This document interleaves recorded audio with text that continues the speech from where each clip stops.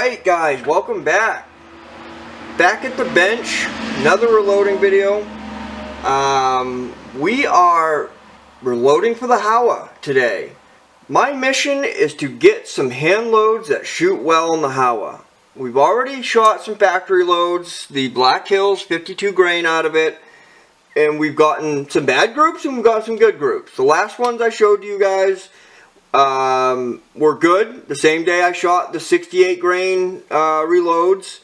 You know, you guys saw that I shot the Black Hills. I was actually sighting in the Howa with those, but at the very end, you know, I shot a nice 6-shot group, and the first shot kind of was out of it, but even with the first shot, 6 shots went into under 8 inch, and if you take out the first flyer, I think the last 5 went in under a ½ inch or something like that. I gotta watch the video. I can't remember, but yes, we have gotten some factory ammo to shoot well in it. So now my mission is to get some damn reloads to shoot good in it. And obviously we know why my reloads haven't been shooting good in it is because the 1 in 12 twist, and we've been trying heavy bullets. We've been seeing how heavy the Howa can go, and I'm still doing that. I was going to work my way down, but like I told you guys in the last video, I was waiting for some bullets to come in. Well, I've been real busy, so I haven't been able to do any other videos since then. I was going to just work my way down. My next closest one was, like I said, the 62 grain arms core bullets. I was talking about not shooting those because it's not a match bullet, but I think I'm still going to shoot those. We'll just set a different standard for them, you know, maybe an inch group instead of, you know, be happy with an inch group, because they're not match bullets. I'm pretty sure I showed you guys those. So yeah, they're just a little arms core, which I think arms core is a military style bullet. So yeah, right there. Arms core, 62 grain FMJBT, full metal jacket boat tail. I'm not sure what WC means. WC usually means wad cutter, but they're not wad cutters. So yeah, full metal jackets, exposed lead in the back like normal, and these ones have a cantilever, and not hollow point obviously because they're full metal jacket. So yeah, I will end up shooting those because might as well at least see if 62 grains in the Howa will stabilize. So we will be doing that. We're not going to expect ½ inch groups. So in the mail, I got my bullets. I went with a couple different bullets for the 223. Nosler varmagaddons is what I went with. These are really good. I got them because Johnny's reloading bench, he got good results with these. Actually, it's kind of funny. I think it was the first Nosler bullet he got to shoot good, because if anybody watched Johnny's reloading bench, you know he's had trouble with Nosler projectiles. But yeah, I think this was the first Nosler he got shooting well. And as you guys know, I got him up midway, and as you guys know, I read all the reviews. So stellar reviews on that bullet all the way through. There was maybe a couple guys on there that said, you know, whatever, didn't shoot well. But I would say 90% was all good, under ½ inch through their gun, you know, blah, blah, blah. And I also got a Hornady, another 40 grain. Oh, if I didn't say, yeah, 40 grain Nosler varmagaddons. Here, let me pull one out, show you guys real quick. Alright, there, it's got a little black tip. Sorry about the black hands. Some graphite. I spilt a freaking little tub of graphite, and you guys know what that shit does. So I got all on my hands. Yeah, so it is a flat base. This one's a flat base. Little black tip on it. Little bitty bullet. Nice looking bullet though. And so I also got a Hornady VMAX? Yeah, Hornady VMAX, still 40 grains, but that one's a boat tail. And that had stellar reviews as well. Actually, it had, I think, a little bit better reviews than Nosler. I didn't see barely any bad ones. Nosler didn't have many bad reviews either, but I think Hornady had less. But either way, got both. Also, Midway had a sale on these, and I figured I'd try them. And you guys can correct me if I'm wrong, but I think these are new. I don't remember Sierra making factory ammo. I think this is kind of new, or I could be totally wrong and just have missed their factory ammo. I've never really seen it for sale. I don't know if they just opened up a plant and just started doing their own ammo, or if they've been doing it and I just haven't noticed. But first time I've seen Sierra factory ammo. Obviously, I've been shooting their, bullets for a long time. Everybody knows they make some of the best, between Barnes, Hornady, and Sierra. I mean, you don't get much better than those companies right there for bullets. But Sierra makes a stellar, projectile. So figured I'd try these. Now these aren't the match. They do have a. Oh yeah, by the way, these are on sale at Midway, $9.99, so $10 a box. These ones are the 55 grain boat tail HPBT. Yeah, okay, hollow point boat tails. I don't see what bullets on there. It actually looks like an SMK, but I don't think these are the match bullets because they have another box that say competition, and those are $19.99. So yeah, I think these ones are a type of. I'll look online. I think they have it listed what bullets in here. I think it's one of their varmint bullets, and that's another bullet I almost bought at Midway was Sierra's varmint version of varmint bullet, Varminter or something like that. I don't know. Sierra makes a varmint bullet as well.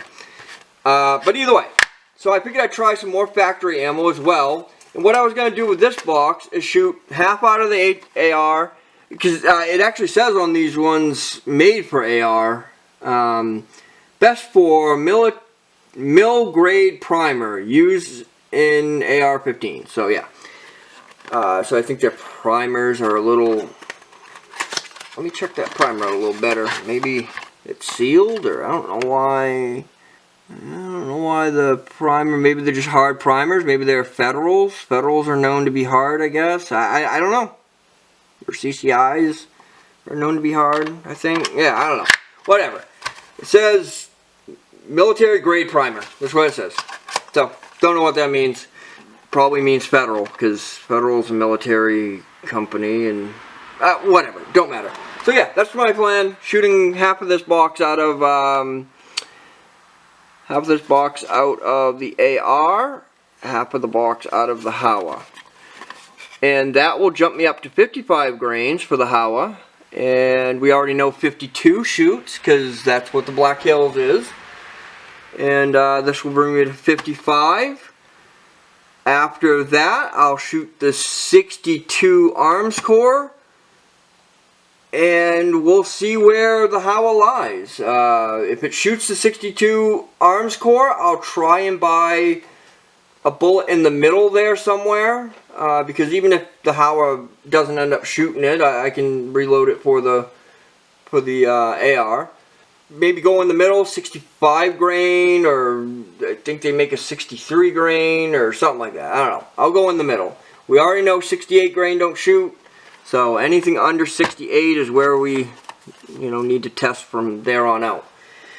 So today is going to be reloading the Nosler varmagaddons, the 40 grains. I'm anxious to get this reloaded for the Howa because I really think this gun's going to shoot lights out around the 40 grain range. Now I can go lower. They make some 36 grains. There's 36 grain Hornadays, 36 grain.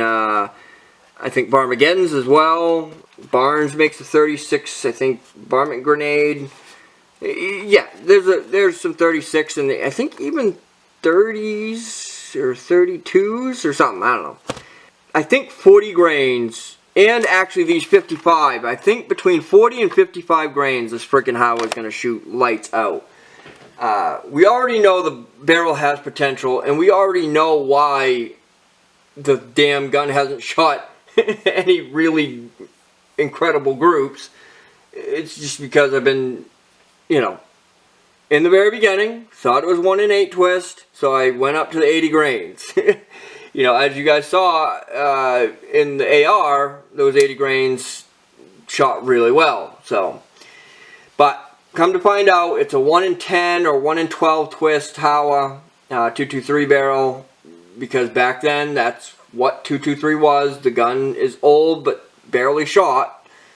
Like I said, last video, gun has about 200 rounds, but it was bought, or it has about 200 rounds through the barrel, but it was bought long time ago. Just never shot. So yeah, that's this video. We'll get the show on the road. It's going to be a quick one. I'm just going to show you guys a few steps along the way. Try and keep this video short. As you guys know, I try and do a few short ones for you guys and a few longer ones. And we'll go from there. Alright guys, I'll bring you back in the next step. Oh, also, something real quick, meant to show you. Got a new scale. As you guys know, that Lee, I bought that Lee, you know, they're super cheap, those scales, and it did work. I mean, it was pretty accurate. It just, to get the accuracy out of that Lee scale, it just takes a lot longer, because, I'll show you guys real quick. The Lee scale works really good. It's just a lot slower because of this right here. This is a big plastic arrow on the end of this. Now on the actual frame, they have a nice pinpoint, you know, line here. It actually comes to a nice small little point, and it's good. But on the actual beam side, it's a big wide fat plastic arrow. So there's such, like, you know, difference in just the width of the arrow that comes to a point, you know, where to actually line it up. So that's what I had a problem with there. You know, it's a lot harder to be repetitive with, or a lot slower. You can be repetitive with it. It just took a while and took, you know, a little bit more time. And as is, you guys know, beam scales are slower than electronics, but I like beam scales. I really do. I want the accuracy of the beam scale, and I don't mind taking a little bit more time. As you guys know, I'm not reloading thousands of rounds a month or whatever. So yeah, either way, I got the RC, well, this is the Oasis. It's basically the same as the RCBS. I almost went the RCBS route, but they're identical. OHAS, or it's not Oasis, OHAS. They make RCBS's scale, and it's identical to this. But there was better reviews for this than there was on the RCBS scale, so I went with this one. I actually haven't used it very much yet. I've checked it with some check weights and all that. It's been spot on, so, you know, time will tell, but it's very easy. It has so right there, you guys can see it's got a very pinpoint line on the beam and a nice pinpoint line on the actual frame of the scale.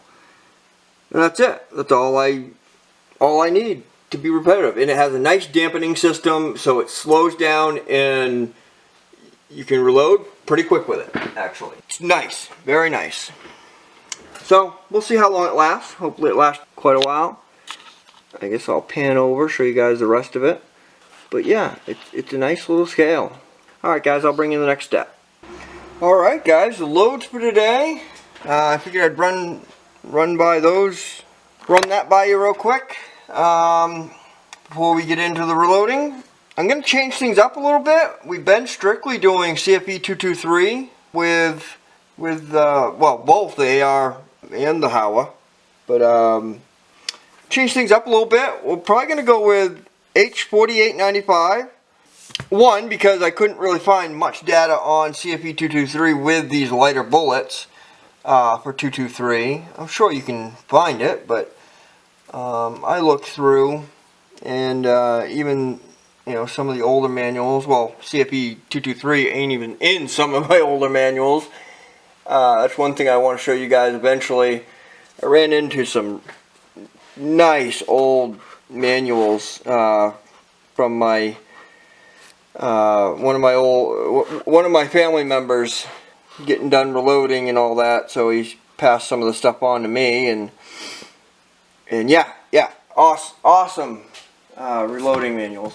Another one I like too is, I have not seen this really at all. Number 4, maybe it's out, I don't know, I haven't really seen it. But yeah, alright, let's get back to the loads here. I'll show you guys that in another video, some of my old manuals. But yeah, couldn't find too much on CFP223 on these light bullets. So, I'm going to switch it up. Plus, I've been wanting to switch it up anyways for 223. So yeah, powder's going to be 48.95. Already showed you the bullet. It's going to be the 40 grain Nosler varmagaddons. Our primer's going to be normal small rifle, CCI small rifle primers. And brass is the same old brass. It's going to be Nosler brass. And that'll be good. We'll get Nosler bullets with Nosler brass. So, there we go. So yeah, those are the components today. And I will bring you guys back. Oh, yeah, I guess I could talk over the charge weights. So in the manual, it's saying 223 Remington, 40 grain. They give a listing of Varget BLC, BLC2, H335, H4895, H322, and H4198. Those are the Hodgdon powders listed. This is actually a old Hodgdon manual as well. But yeah, I don't have my phone, so I can't really look online. I'm sure I could find a CFP223, load for 40 grain, but I know most of the stuff I've looked up in the last little bit, I haven't really been able to find it. Haven't dug in searching heavy, but so figured I'd change it up. We'll do, I have a few of these powders. I have Varget, I have BLC2, I have H335, and H322, and H4198. I guess I have them all, and H4895. Okay, so I have them all. So either way, I figured I'll go with, that's a trusty powder. I've heard a lot of people, old powder, 48.95. We'll go with that. And we don't get good results, we'll switch. I've been wanting to try BLC2. I never tried that powder in my life, actually. Most of the other ones I've tried. But yeah, out of that list I just gave you, BLC2 is the only one I haven't tried, and I've never tried it on any caliber. So may try that next. But hopefully we get some good groups out of that. They start off for H48.95. They start off at 25 grains and end at 27.5, which is a compressed load at 27.5. So let's see here. I should do a little pressure test first. We'll probably start at 25.6. Yeah, we'll probably start at 25.6 and go up 0.3 from there and see where we're looking at once we get up towards 27. I'd rather not compress loads if I don't have to, so I can't really give you the final number yet, but put it this way, you guys will know the final number at the end anyways, but if 27.5 isn't super compressed, then that's where we'll be ending. So yeah, that's the loads and components for today, and I will bring you guys back for some brass prep. Ain't got much left, but see you in a minute. Alright guys, I figured I'd give you a quick demo of this Howa scale. I know it's something you guys have seen. Just a normal RCBS freaking beam scale, but just figured I'd show you guys if you guys plan on buying one or we've been thinking about it. You know, just showing you guys how it works and how sensitive it is, and that way if it's not quite what you wanted or as sensitive as you wanted, then you don't have to buy it. I tried it a little bit off camera there before I left home yesterday, and yeah, it's very sensitive. It will easily measure one of these kernels of 4895, and my 6.5 Creedmoor powder as well, which that is 48 something, I can't remember, 4350. That's H4350, yeah. Which actually 4895 and H4350 almost identical kernels, to be honest. So I got my standard Frankfurt Arsenal scale, electronic scale here, just to back it up to show you, show you all about it. Here, let me get a couple kernels out on the table. You guys aren't going to be able to see that anyways. So that's one kernel on there, and that's two kernels on there. And you can see it. You guys aren't going to be able to see that move, but it did move each time, just a hair up. That's 3. That moved it up a little more. Yeah, so absolutely, it is sensitive enough to measure each kernel of 4895. Alright, so our first weight, I'm going to go right up to the top charge to start out with, because I need to see if it even fits in the case. Because if you guys remember correctly, it was a compressed charge, and I'm a little bit below that. I'm at 20... Oh, I gotta get my paper out. I am at 27.4 instead of 27.7. So, yeah, let's see how compressed that actually was. So, helps if I... Each line on the big beam on this is... Well, here, I want to show you guys, make sure you know it's zeroed. As you guys see, it stables out pretty quick. Can you guys see all that? Alright, yeah, looks like it. You guys can't really see the line on the 0 very well, but whatever. So yeah, it settles out pretty quick. There you go. I mean, it's rocking ever so slightly now, but it's there. It's enough so you could dump it. So yeah, we are zeroed. So let's get this to...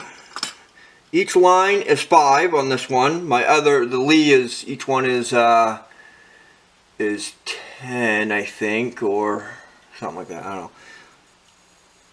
No, each one is 10. On Lee, each one was 5. That's what it was. So 10, 20, yeah, 10, 20, 30, 40, 50. Yeah, each little individual line, 10 on this one. So we're doing 27, so that's 10, 20, 5, 6, 7. So 27. And 4 on this one. 1, 2, 3, 4.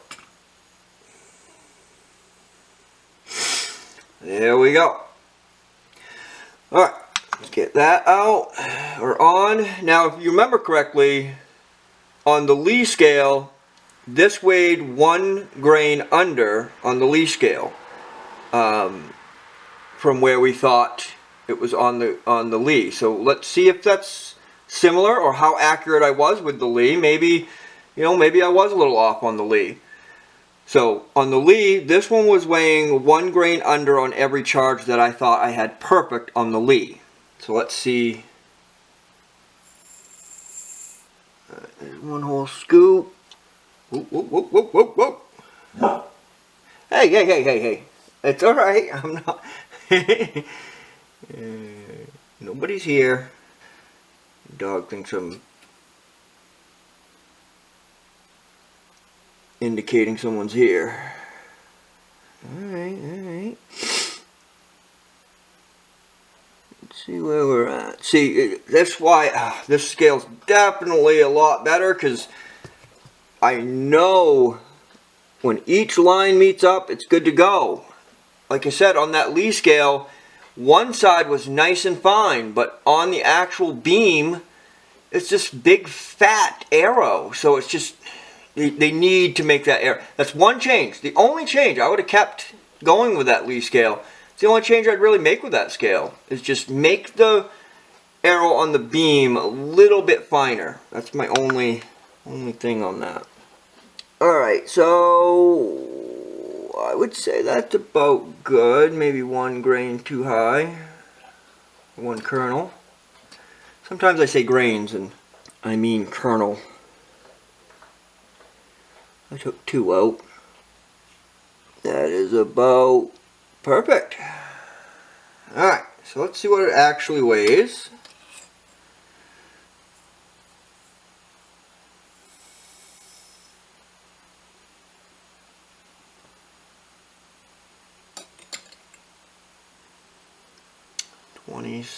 So we're looking for 27.4, and it's 27.3.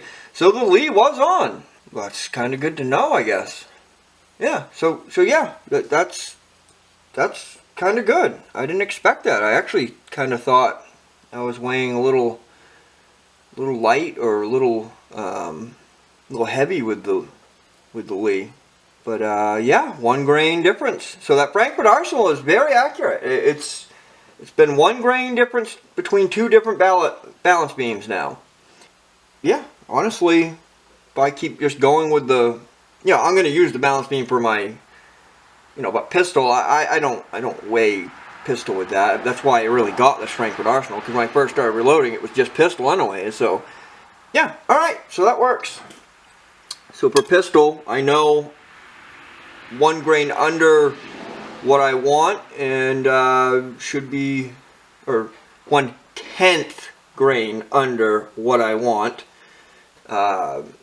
should be pretty much perfect. Alright, now we need to see if that will even fit in this damn case. You guys still rolling? Can you guys see that? 27, it says 27.2 now, but whatever, 27.2, 27.3, that's close enough.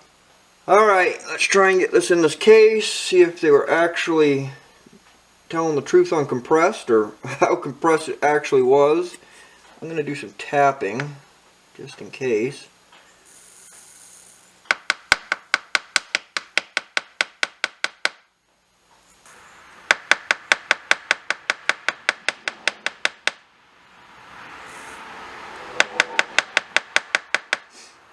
Oh, by the way, I didn't tell you guys what we're even doing here. All the cases are prepped, ready to go. They're sized. I bumped them all 1/1000th because they're going in the Howa, so I don't need to bump them very much. So all the shoulders are bumped 1/1000th back. They're all sized. Primers are clean. Primer pockets are cleaned out, and they're all primed. So we're going from there. They just needed powder and bullets. That's all they needed.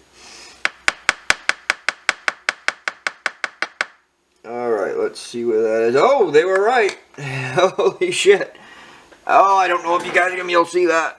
She's right there, and I'm, what was I, 4, 5, 6, 7, 3/10 away from their max, compressed max. So, yeah, that would have definitely been overflowing. Let me see if I can focus you guys even more. That's as close as that lens will focus, so it is right there. If I had to put a level on it, it is halfway up the neck.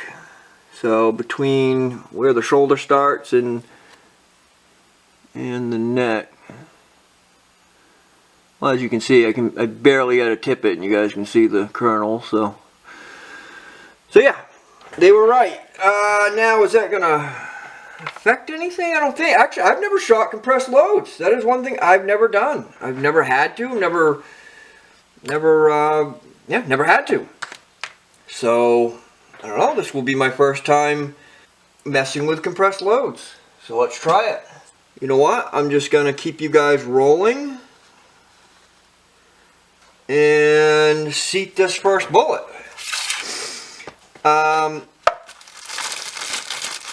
You know what? I'm probably just going to do that. That way this video is short. Unless anything else happens, this will be the only one I show you guys. You guys get to see the powder. Now you'll get to see the seating. And I'll get the rest done. If something else happens, funky or whatever, then I will bring you guys back. Alright, let me get you guys focused and up a little bit. There we go. That'll work. So I measured this bullet, and to the lands, OAL to the lands on this bullet is 2.333, and CBTO is 1.945. So yeah, let's get that bullet in there. And if I get any other problems or whatever it may be, then I'll turn the camera back on. But if not, then we'll be out at the range next. Alright, so back out the stem all the way. Another thing I messed up on with this, I squashed another case because I keep forgetting that this die has a crimper in it. So if your die has a crimper in it, you bring it down to the shell holder, but you got to remember to back it off if you don't want to crimp. If you don't want to seat and crimp it once, or at one time, all in one operation, then with a seating die with a crimper in it, you have to bring it down to the shell holder, back it up, full turn, half turn, full turn, whatever, somewhere around there. Well, any normal die, because I don't like, a lot of people don't like seating and crimping in one, so most of my dies don't have a crimp in it. So most dies without the crimp, or most seating dies without the crimp, you bring it down to the shell holder and you're done. You just start there.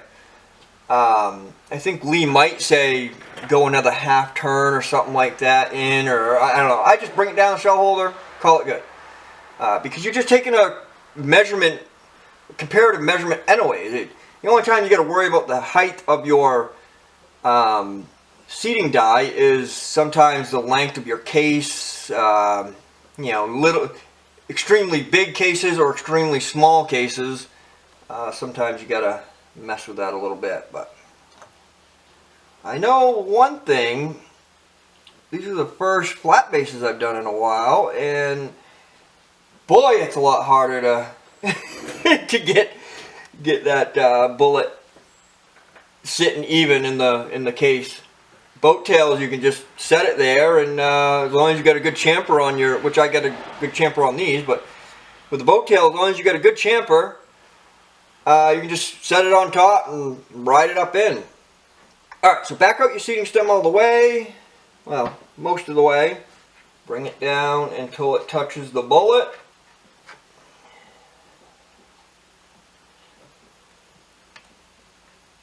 Okay, remember I do all my testing at 20 thousandths off, just keeping it simple. So CBTO is 1.945, so we want 935. No, that's 10 thousandths. Yeah, that would just be 10 thousandths. So 25. 1.925, so 25, 35, 45. 1.925 is what we're looking for CBTO, and that will leave me 20 thousandths off the land. So let's drop her down just a little bit, seat it in just a little bit, and let's see here. I did check at 20 thousandths off the lands. This bullet, it's a teeny bullet, so it doesn't leave me a lot of bullet into the case, but it goes, I'd say, halfway up the bearing surface, which there isn't a lot of bearing surface to begin with, so I feel comfortable with it. It's okay. So let me measure that real quick. So my calipers are zeroed with the bullet comparator on there. One guy wrote in the comments saying what comparator I use, and if it would work with, I can't remember what caliber he said. It's one of the bigger calibers, like 300 Winchester Magnum or 458 or something. I can't remember, but it's one of those calipers that most bullets, you know, have a blunt nose, nice big round nose on it. And he asked me if it would work. I did answer him back, but I don't know if it would, to be honest. Either way, this is the Hornady caliper set, but I would imagine, you know, because a bullet comparator reads the ogive, and a lot of those round nose, big blunt tip hunting bullets don't have much of an ogive. So you're basically, if it does have an ogive, you may be able to use it, but if it's too big of a, you know, blunt tip or a rounded tip, no, you're not going to be able to use this comparator set for it, because it reads a point off the ogive of the bullet, and a lot of those blunt tips don't have ogives.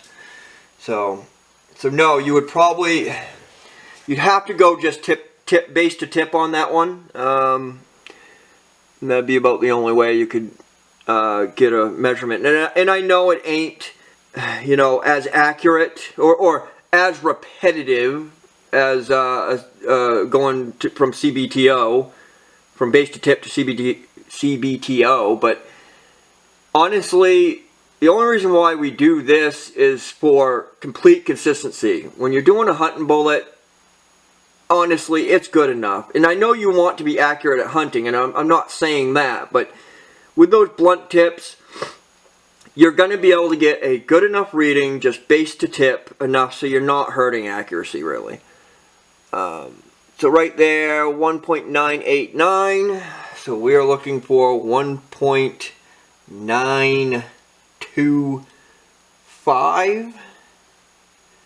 So we have a long way to go.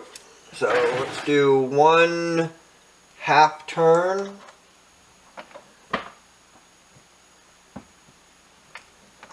See what that gets us. Yeah, I'll show you guys the case. I belled another case. I don't know where the focus is on this one. I don't want to change it right now. But yeah, the shoulder, I belled the shoulder out. I know you guys know what that is. I just forgot that this seating die has a freaking crimper on it. And so I was hitting the shoulder when I thought I was hitting the bullet. So I'm pushing it down, and you know, she folded the shoulder instead. Bullet wasn't going anywhere, and I'm wondering why every time I'm pulling it out, the bullet's still barely on, you know, barely in the case, but it feels like something's moving. And yeah, something was moving. It was the shoulder. Alright, so I didn't show you guys this one. Let's see here. So we're at 1.947 now. So we need 2.5. So we do another, let's just do quarter turn, because I always end up overshooting it the first time.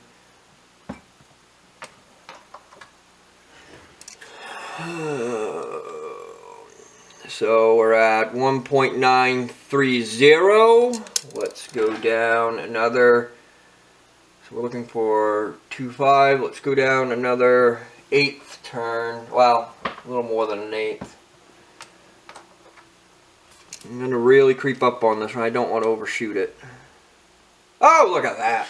Well, I guess I overshot it a hair. by just a little bit. Oh, well, no, now it's a full thousandth. So, good to go. Let me back off on that just a smidgen. I'd say something else, but no sense to. Oh, yeah, she's compressed. I hear a little shake in there. Barely. Yeah, barely. Alright, guys, that's going to be it. We'll see you out on the range, basically. If something else pops up, I'll I'll bring you guys back. But we already know the biggest charge is going to fit, so obviously all the ones up through are going to fit. And now we just need to see if this damn thing shoots. So that'll be next. Alright guys, if you guys could hit that like button, and if you like what we're doing here, hit the subscribe button too. I'd appreciate it. And I will see you guys in the next one.